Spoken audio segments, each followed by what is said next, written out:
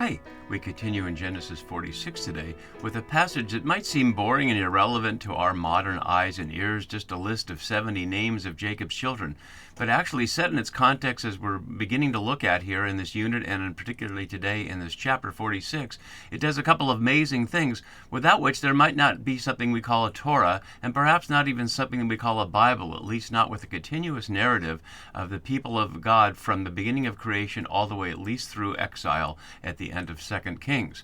So we need to look more closely at what's going on here, not so much at the details of the names, but how the authors or editors have situated this in its context in Genesis 46, but also how it's parallel in Exodus 1 and Exodus 6, linked together Genesis and Exodus into a brand new story of a nation of Israelites who come from a common ancestor, Jacob/Israel.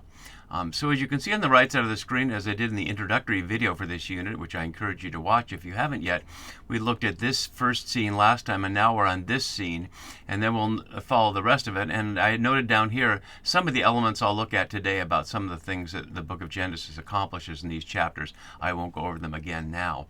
And the journey, of course, that we're seeing here is from Canaan, from Beersheba to Egypt, from the Promised Land.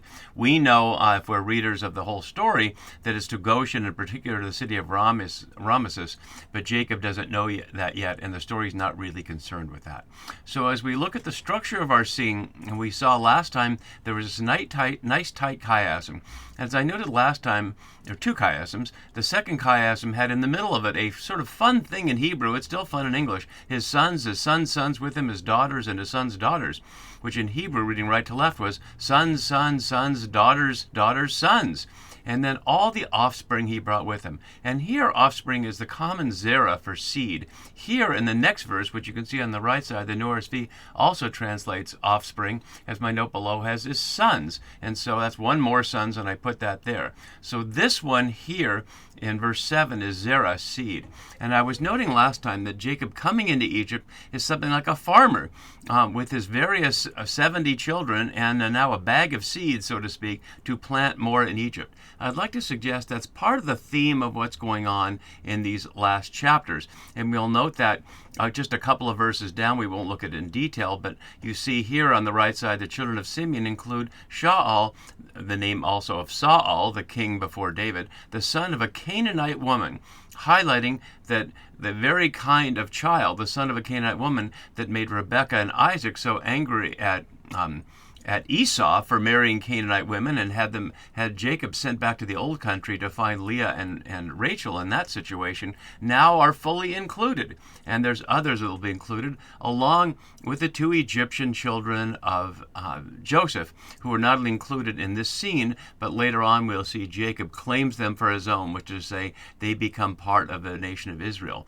So this runs not only contrary to the Deuteronomistic perspective generated in maybe the 630s or so around the time of Josiah, but also the post-exilic view of Ezra and Nehemiah, which highlights that the problem of exile that they seek to remedy is that the holy seed mixed with unclean seed, which is to say the seeds of Canaanites and others.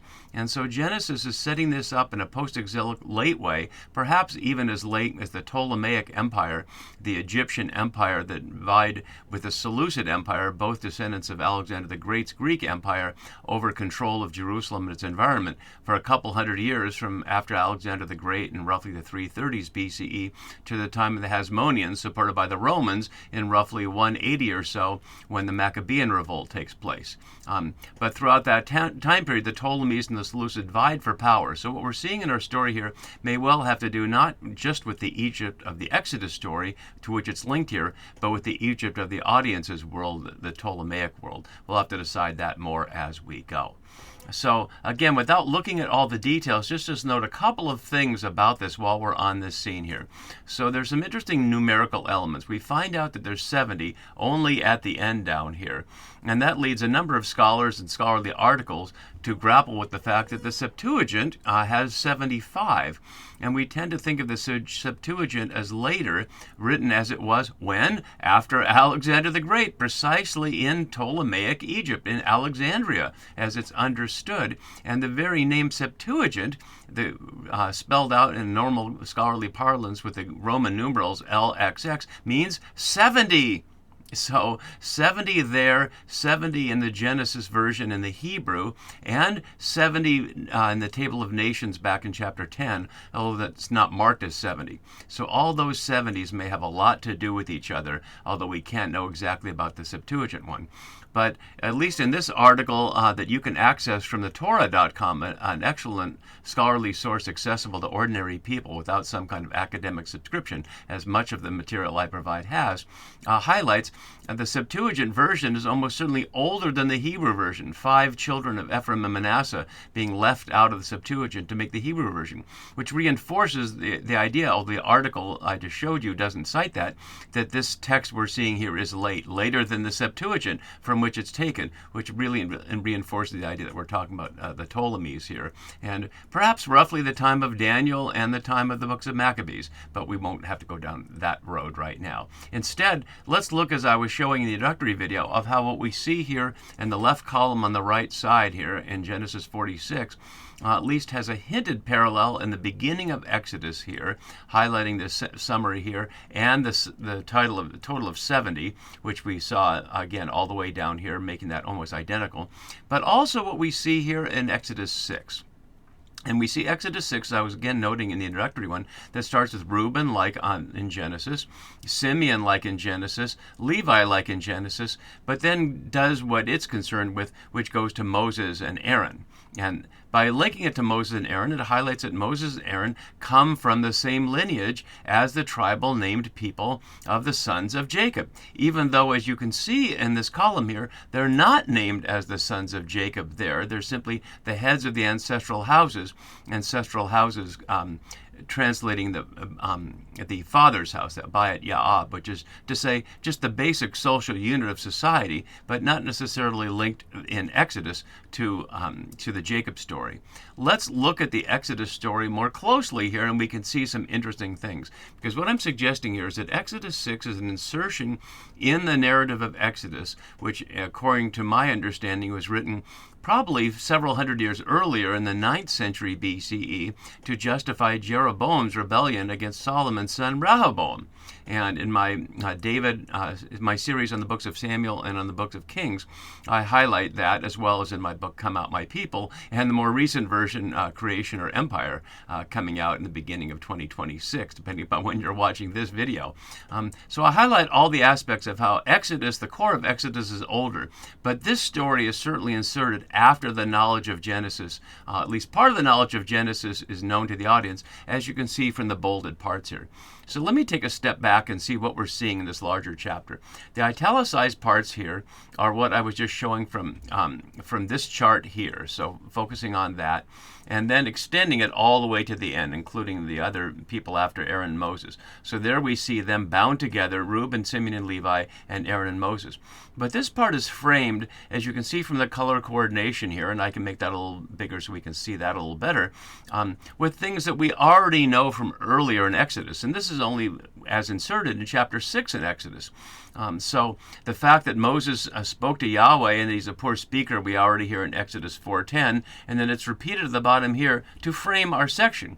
Similarly with go and tell Pharaoh, king of Egypt, which we've already heard. We already heard it even back up here, that Yahweh remembered the covenant, as was told in Exodus 2:24, that he'll deliver them from slavery, as in Exodus 3:16, and I am Yahweh, as in Exodus 3:17.